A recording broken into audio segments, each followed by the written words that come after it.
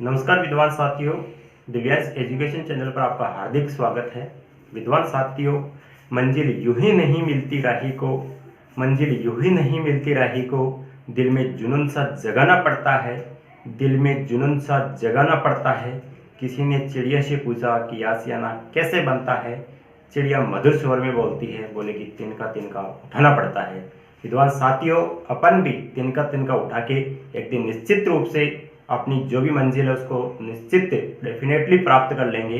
इसी क्रम में आज अपना जो गरीबी से संबंधित टॉपिक चल रहा था उसमें एक कंसेप्ट है लॉरेंज वक्कर। लॉरेंज वक्कर से संबंधित आज हम अध्ययन करने जा रहे हैं। एग्जाम के पॉइंट ऑफ व्यू से बहुत ही महत्वपूर्ण कंसेप्ट है और इसको हम बहुत ही अच्छे तरीके से हर एक पॉइंट को, चाहे वो कहीं भी छुपा हुआ हो, लॉरेंज वक्कर में हर एक पहलू को, हर एक कंसेप्ट को, हर एक पॉइंट को टच करते हुए, एनालाइज करते हुए, बहुत ही शानदार तरीके से एक्सप्लेन करते हुए आज हम लॉरेंज वक्कर को कंप्लीट करने वाले हैं। तो चलिए शुरू करते हैं अपन अपना कंसेप्ट। देखिए विद्वान साथियों, लॉरेंज वक्र, इसके प्रतिपादक मैक्स और लॉरेंज है। विद्वान साथियों, लॉरेंज वक्र जो कंसेप्ट है इसका एक आधारभूत छोटा सा बेस में आपको बता देता हूं। जैसे मैंने आपको पॉवर्टी से संबंधित पीछे 2 क्लासें अपने पढ़ी है, उसमें मैंने एक एग्जांपल दिया था कि मान लीजिए मेरे पास में 2 हवाई जहाज है और मेरे साथी के पास में 10 हवाई जहाज है। तो मैं गरीब हूं और वो मेरा साथी अमीर है। तो लॉरेंज वक्र किसके ऊपर बल देता है? लॉरेंज वक्र कहता है कि आय की असमानता के कारण गरीबी होती है, या कह सकते हैं अपन कि आय वितरण की विषमता के कारण या आय की विषमता के कारण जो है वो गरीबी होती है। इस प्रकार हम कह सकते हैं कि लॉरेंज वक्र आय वितरण की समानता या असमानता के संदर्भ में बात कर रहा है। तो इसका मतलब यह है कि लॉरेंज वक्र या मिस्टर मैक्स और लॉरेंज सापेक्ष गरीबी के माप की चर्चा करते हैं। आप समझ रहे होंगे मेरी बात को। जैसे मान लीजिए मेरे पास में 1 हवाई जहाज है, मेरे साथी के पास में 3 हवाई जहाज है। मैं और मेरे साथी हमारी जो भी आय है उसके संदर्भ में तुलना कर रहे हैं, कंपैरिजन कर रहे हैं। तो ये गरीबी का कैसा मेजरमेंट है, कैसा माप है? ये गरीबी का सापेक्ष मेजरमेंट है, सापेक्ष माप है। तो मैक्स और लॉरेंज गरीबी के सापेक्ष माप पर बल देते हैं। बहुत बार पूछा हुआ प्रश्न है। निम्नलिखित में से मैक्स और लॉरेंज गरीबी का माप करते हैं सापेक्ष आधार पर, निरपेक्ष आधार पर, उपयुक्त दोनों या कोई नहीं। तो सापेक्ष आधार पर मैक्स और लॉरेंज गरीबी का क्या करते हैं? मापन करते हैं। जैसे मान लीजिए मैंने भी एग्जांपल लिया, मेरे पास 1 हवाई जहाज है, साथी के पास 3 हवाई जहाज है। वो मेरे को 1 हवाई जहाज दे देगा तो आय की समानता हो जाएगी। यदि वो नहीं देता है तो आय में विषमता पाई जाएगी।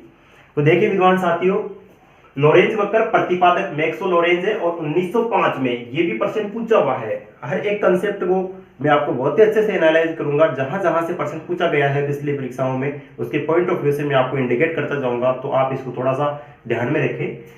लॉरेंज वक्र के प्रतिपादक मैक्स और लॉरेंज 1905 में इन्होंने लॉरेंज वक्र का क्या किया था? प्रतिपादन किया था। अब देखिए विद्वान साथियों, लॉरेंज वक्र क्या होता है? जैसे अपन 10th क्लास में, अपन 10th क्लास तक ग्राफ अपन पढ़ते हैं, उसके बाद में पढ़े होंगे बहुत सारे विद्वान साथी। कईयों को यदि अवसर नहीं मिला है तो कोई दिक्कत वाली बात नहीं है, अपन बेसिकली पूरा समझेंगे। जैसे ग्राफ में अपन अपना जो होता है एक्स, या अपन कह सकते हैं एक्स एक्सिस अंग्रेजी में, और हिंदी में अक्ष अक्ष, और ये होता है अपना वाई अक्ष। ठीक है, ये जो एक्स अक्ष होता है ये पूर्ण असमानता रेखा कहलाती है, पूर्ण असमानता रेखा। और इसमें एक रेखा ऐसे खींची जाती है, ये ओ, इसको निरपेक्ष या पूर्ण समानता रेखा के नाम से जाना जाता है। इसमें जो वक्र खींचा जाता है इसको लॉरेंज वक्र के नाम से जाना जाता है। किस नाम से जाना जाता है? लॉरेंज वक्र के नाम से जाना जाता है। बहुत ही ध्यान से समझना, फिर से बता रहा हूं। ये एक्स एक्सिस, इसे पूर्ण असमानता रेखा के नाम से जाना जाता है, और ये निरपेक्ष या पूर्ण समानता रेखा के नाम से जानी जाती है। निरपेक्ष या पूर्ण समानता रेखा, पूर्ण असमानता रेखा, और जो वक्र बना हुआ है और ये जो छायांकित भाग आप देख रहे हैं, ये आय की विषमता या आय की असमानता को दर्शा रहा है। और ये जो वक्र बना है ये सर्वाधिक, ये जो वक्र बना है इसको लोरेंज वक्र के नाम से जाना जाता है। इस वक्र और इस पूर्ण समता रेखा के वो दो बिंदु, लोरेंज वक्र और पूर्ण समता रेखा की या पूर्ण समानता रेखा के वो दो बिंदु जिनके मध्य दूरी अधिकतम होती है, जिनके मध्य दूरी अधिकतम होती है, सर्वाधिक आय की विषमता पाई जाएगी उनके मध्य, या वहां पर आय की सर्वाधिक विषमता पाई जाएगी। इसका मतलब आप समझ रहे होंगे कि जैसे जैसे दूरी बढ़ती जाएगी वैसे वैसे आय विषमता बढ़ती जाएगी। डेफिनेटली आप सही समझे, जैसे जैसे इन बिंदुओं के मध्य दूरी बढ़ती जाएगी वैसे वैसे आय की विषमता या आय असमानता बढ़ती जाएगी। मान लीजिए ये पूरा यहां तक यदि कवर हो जाता है, ये पूरा डार्क हो जाता है, छायांकित हो जाता है, तो आय की असमानता बहुत बड़े स्तर पर पाई जाएगी। जैसे एक गरीबी व्यक्ति भूखे मरते मर रहा है, जबकि एक अरबपति है जिनके पास में दुनिया भर की करोड़ों अरबों न जाने कितनी डॉलरों में संपत्ति पड़ी है। ये किस स्थिति में होगा? जब ये पूरा डार्क हो जाएगा, मतलब पूरा छायांकित हो जाएगा, तो आय की असमानता या आय की विषमता बहुत ज्यादा पाई जाएगी। समझ रहे होंगे आप मेरी बात को? कहने का मतलब है इस लोरेंज वक्र और निरपेक्ष या निरपेक्ष बोल दो या पूर्ण समानता रेखा बोल दो, इनके मध्य ये छायांकित भाग जितना बढ़ता जाएगा, जितना बढ़ता जाएगा, जितना बढ़ता जाएगा, या इन दोनों के मध्य दूरी जितनी ज्यादा बढ़ती जाएगी, वैसे आय की विषमता या आर्थिक विषमता या आय की असमानता बढ़ती जाएगी। और जैसे जैसे ये लोरेंज वक्र इस पूर्ण समानता रेखा के पास में आता जाएगा वैसे वैसे आय की असमानता या विषमता घटती जाएगी। अब आपके दिमाग में प्रश्न आ रहा होगा कि क्यों न ये लोरेंज वक्र और पूर्ण समानता रेखा ऊपर तली या ऊपर, सामान्य लैंग्वेज में अपन बोल सकते हैं कि ऊपर और नीचे, यानी ऊपर नीचे हो जाए एक दूसरे के। समझ रहे ना आप? ऊपर नीचे हो जाए कहने मतलब एक दूसरे को ढकले, जिसे गणित में समपाती के नाम से बोला जाता है या समपाती के नाम से जाना जाता है। एक दूसरे के ऊपर आ जाए तो आय की असमानता बिल्कुल खत्म हो जाएगी। कहने का मतलब जो इनकम पाई जाती है किसी अर्थव्यवस्था में, आय पाई जाती है, वो उसका सभी लोगों के मध्य समान वितरण होगा या आय की समानता पाई जाएगी। जैसे मेरे पास 5 रुपए हैं तो मेरे साथी के पास में भी 5 रुपए, मेरे दूसरे साथी के भी पास में 5 रुपए, मतलब सभी लोगों के पास में 5-5 रुपए हैं। ठीक है, लेकिन ऐसा एक्चुअली होता नहीं है किसी भी अर्थव्यवस्था में। ध्यान से समझना इस कंसेप्ट को। परीक्षा में प्रश्न कैसे पूछा जाता है?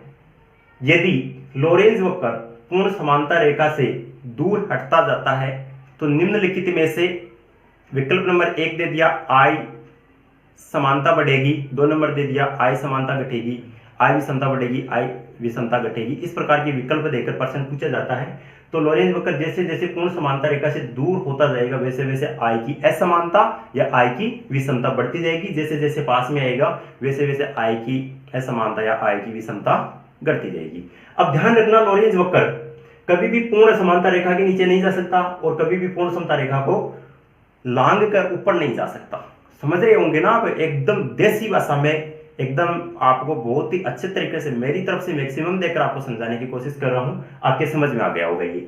देखिए विद्वान साथियों, लोरेंज वक्र के प्रतिपादक मैक्सो लोरेंज 1905 में यह जनसंख्या व आय वितरण के मध्य असमानता को दर्शाता है। ये पहले पढ़ लिया। जनसंख्या व आय वितरण के मध्य असमानता को दर्शाता है। लोरेंज वक्र आय असमानता, गरीबी व बेरोजगारी माप से में सहायक है। लोरेंज वक्र आय असमानता, गरीबी, पॉवर्टी व बेरोजगारी माप में सहायक है। लोरेंज वक्र द्वारा गरीबी का सापेक्ष माप किया जाता है। Very very important. कैसा माप किया जाता है? लोरेंज वक्र के द्वारा गरीबी का सापेक्ष माप किया जाता है। यहां से प्रश्न डेफिनेटली पूछा जाता है। और 1905 में लोरेंज वक्र दिया था किसने? मैक्स ओ लोरेंज ने। किसने? मैक्स ओ लोरेंज ने। लोरेंज वक्र कभी भी पूर्ण समता रेखा या जिसे अपन निरपेक्ष समता रेखा भी कहते हैं कि ऊपर नहीं जाएगा व ना ही पूर्ण असमानता रेखा के नीचे जाएगा या नीचे आएगा, एक ही बात है। ठीक है, लोरेंज वक्र कभी भी पूर्ण समता रेखा निरपेक्ष रेखा के ऊपर नहीं जाएगा और ना ही पूर्ण असमानता रेखा के नीचे जाएगा, ना ही पूर्ण असमानता रेखा के नीचे जाएगा, ना ही पूर्ण समता रेखा के ऊपर जाएगा। कहने का मतलब लोरेंज वक्र यहां घटेगा बढ़ेगा, इसका वृद्धि और कमी इन्हीं के मध्य होगी। ज्यादा से ज्यादा ये इस पूरे एरिया को डार्क कर सकता है और कम से कम ये दोनों रेखाएं एक दूसरे के ऊपर आ सकती है। समझ रहे होंगे आप मेरी बात को? ये हो गया आपका लोरेंज वक्र। जैसे जैसे समांतर रेखा के नजदीक आएगा आई समानता बढ़ती जाएगी, वह जैसे जैसे दूर जाएगा आई असमानता या विषमता बढ़ेगी। जिन दो बिंदुओं के मध्य दूरी अधिकतम होगी सर्वाधिक विषमता दर्शाएंगे। ये अपन समझ चुके हैं, जैसे जैसे इससे दूर जाएगा वैसे वैसे विषमता बढ़ेगी, जैसे जैसे पास आएगा वैसे वैसे विषमता घटेगी। ठीक है, ये इतना आप समझ गए। और जिन दो बिंदुओं के मध्य दूरी अधिकतम होगी वहां पर आई विषमता बहुत ज्यादा होगी या सर्वाधिक होगी। अब विद्वान साथियों, ये 1905 में मैक्स और लोरेंज ने लोरेंज वक्र दे दिया, लेकिन इसमें एक कमी छोड़ दी।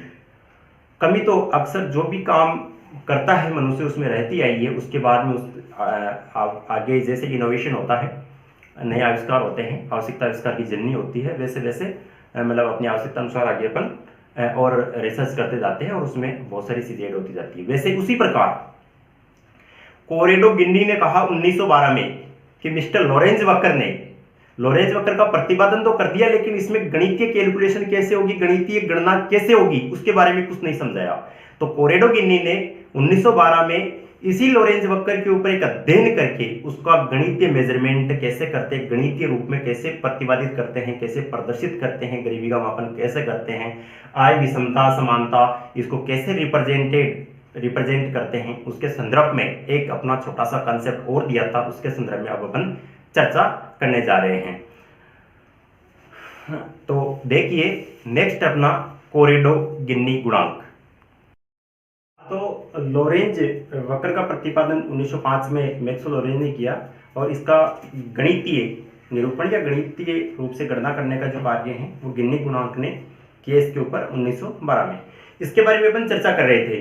तो साथियों गिन्नी गुणांक विधि जैसे हालांकि मैं आपको समझा भी चुका हूं और फिर से संक्षेप में बता देता हूं 4-5 वर्ड में कि मैक्स और लोरेंज के द्वारा प्रतिपादित लोरेंज वक्र 1905 में आय विषमता का गणितीय माप करना लोरेंज वक्र की गिन्नी गुणांक विधि कहलाती है। लोरेंज वक्र में जो भी आय की विषमता पाई जाती है, इसको बंद कर दो बिन मोबाइल। लोरेंज वक्र में जो भी आय की विषमता पाई जाती है या लोरेंज वक्र के द्वारा जो भी हम आय विषमता के बारे में पढ़ते हैं उसका गणितीय रूप से गणना करना या उसमें जो मैथमेटिक कैलकुलेशन करना क्या कहलाता है, गिन्नी गुणांक विधि कहलाती है। यह गिन्नी गुणांक ने 1912 में दी। कब दी थी? 1912। प्रतिपादक कोरेडो गिन्नी ने 1912 में दी थी। कोरेडो गिन्नी ने 1912 में दी थी ये विधि, गिन्नी गुणांक विधि। इस विधि से लोरेंज वक्र के द्वारा आय विषमता की गणितीय माप करते हैं। गिन्नी गुणांक विधि प्रतिपादक कोरेडो गिन्नी 1912 मैक्स और लोरेंज के द्वारा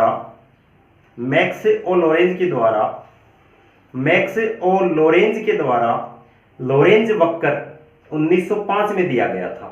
मैक्स और लोरेंज के द्वारा लोरेंज वक्र कब दिया गया था? 1905 में दिया गया था। या अपन कह सकते हैं कि लोरेंज वक्र का प्रतिपादन 1905 में, लोरेंज वक्र का प्रतिपादन 1905 में किसने किया था? मैक्स और लोरेंज ने किया था। जो आय विषमता को दर्शाता है या आय विषमता से संबंधित या आय वितरण की जो असमानता होती है उसके संदर्भ में अध्ययन करते हैं लोरेंज वक्र के द्वारा। उसमें कमी रह गई थी कि लोरेंज वक्र के द्वारा आय विषमता या आय असमानता का गणितीय माप अपन नहीं कर सकते थे या गणितीय रूप से मापांकन नहीं कर सकते थे। जिस कमी को दूर करने के लिए कोरेडो गिन्नी ने 1912 में गिन्नी गुणांक विधि दी। इसके द्वारा हम आय असमानता या आय विषमता का गणितीय माप कर सकते हैं या इसको गणितीय रूप से निरूपित कर सकते हैं। इस विधि से लोरेंज वक्र के द्वारा आय विषमता की गणितीय माप करते हैं। वेरी मोस्ट इसका फॉर्मूला होता है गिन्नी गुणांक बराबर छायांकित भाग बटेवा पूर्ण समता रेखा या समांता रेखा के नीचे का क्षेत्रफल। समझ रहे होंगे आप, यानी गिन्नी गुणांक का गणितीय माप, गिन्नी गुणांक विधि द्वारा गणितीय माप करने का सूत्र होता है गिन्नी गुणांक बराबर छायांकित भाग, कौन सा? ये छायांकित भाग बटेवा पूर्ण समता रेखा के नीचे का क्षेत्रफल। फॉर एग्जाम्पल, जैसे मान लीजिए जो छायांकित भाग है इसका क्षेत्रफल जैसे मान लीजिए 12 सेंटीमीटर स्क्वायर है और पूर्ण समांतर रेखा के नीचे का क्षेत्रफल, आप ध्यान से देखना, पूर्ण समांतर रेखा ये वाला क्षेत्रफल, ये वाला पूरा क्षेत्रफल मान लीजिए ये कितना है, 48 है, 48 सेंटीमीटर स्क्वायर। समझ रहे होंगे आप, काटने पर कितना प्राप्त हुआ, 1/4, ये 0.25। गिननी गुणांक कितना आ गया, 0.25। माइंड में अच्छे से बिठा लेना, कम से कम सैकड़ों बार गरीबी में ये परसेंट पूछा गया है। जहां गरीबी का कंसेप्ट है वहां थोड़ा सा डीपली जाते ही पेपर सेक्टर की नजर इसी जगह जाती है कि गिननी गुणांक का मान होता है 0 से 1 के मध्य। 2-3 बातें मैं आपको कंटिन्यू बताऊंगा, आप अच्छे से दिमाग में सेट करना है इसको, कि गिननी गुणांक का मान हमेशा 0 से 1 के मध्य होता है।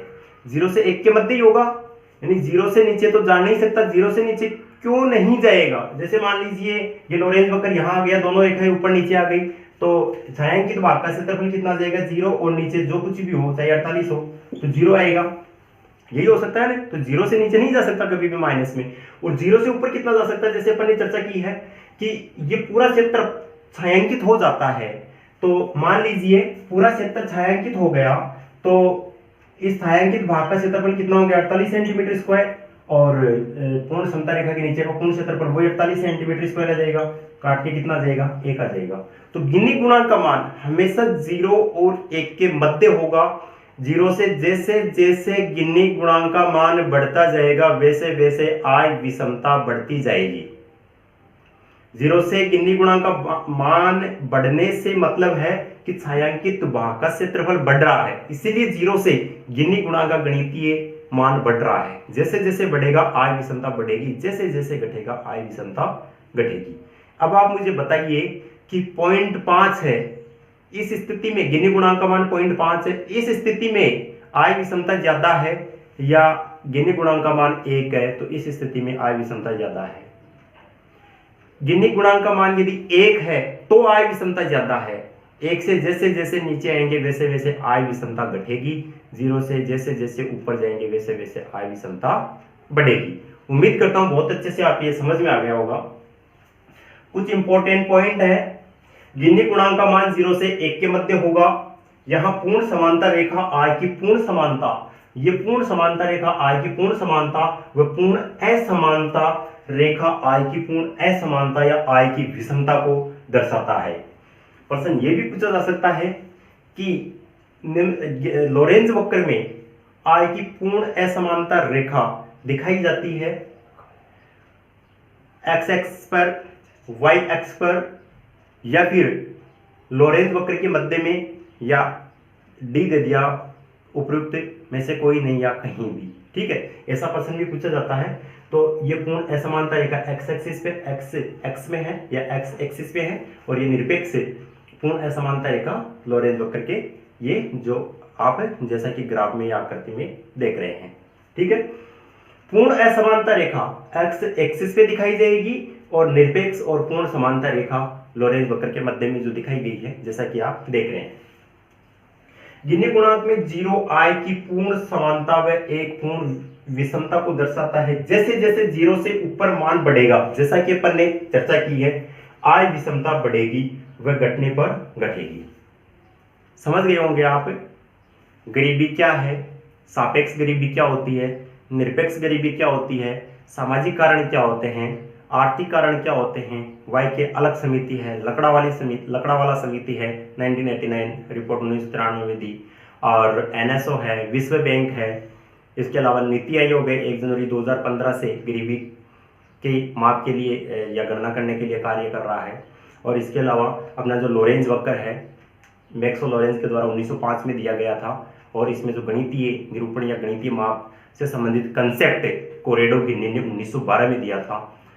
गरीबी के बारे में हर एक कंसेप्ट को बहुत ही अच्छे से मैंने एनालाइज करते हुए, हर एक पहलू को टच करते हुए, छोटे से छोटे बिंदु को आपके सामने निकाल कर लाने का प्रयत्न किया है। उम्मीद करता हूं आपको मेरा प्रयास जरूर पसंद आएगा, और आपके जो भी टारगेट है, आपका जो भी उद्देश्य है, उसमें जरूर हेल्पफुल होगा, सहायक होगा।